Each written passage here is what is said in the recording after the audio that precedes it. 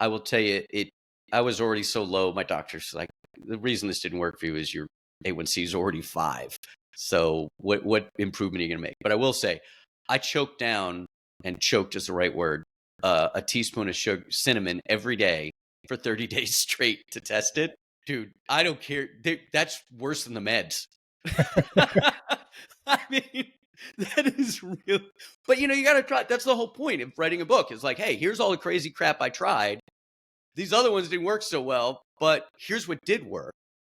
And that's why I wrote the book, frankly, was I had a buddy of mine had a similar experience, and he called me up, and because I didn't advertise this stuff. I was frankly very nervous to write this book because the American medical establishment doesn't, I call it the scarlet letter D. When you're a diabetic, as far as they're concerned, you're a diabetic forever. And so I wasn't really comfortable writing this book, but I did anyway.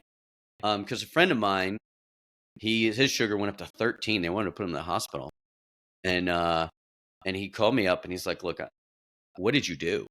And I said, well, Tim, here's what I did. And I told him a text. And I'm like, I got to write an email. So I wrote an email and I was like, this is maybe not organized enough. So then I sat down and ended up writing a book. But I realized that there were a lot of people in Tim's position who, they get some bad news from their doctor.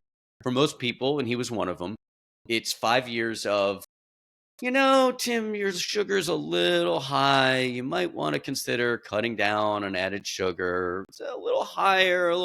And they're like, you know what, dude, we need to give you some drugs. And a lot of people hit that tipping point and they're kind of like, it's fait accompli. Like they don't think there's any walking that back.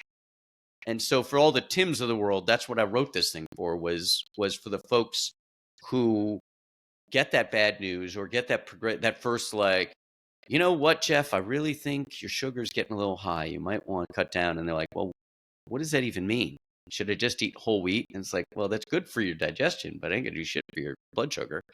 And so the book's about that and trying to help people in that situation, because that's where I was. And I wanted people to know there was another option. And I think it's important for people to understand that it is about tweaking. You said cinnamon didn't work for you, but it's going to work for somebody. That's why there's there's science behind it. Yeah. And so you find the things that you can do in your lifestyle that are going to make those small, again, stackable changes that you were talking about to take you in that right direction. And we don't have to all do the same thing. We don't all have to, some people might not like your chickpea casserole. I can't imagine not. It sounds really, really good.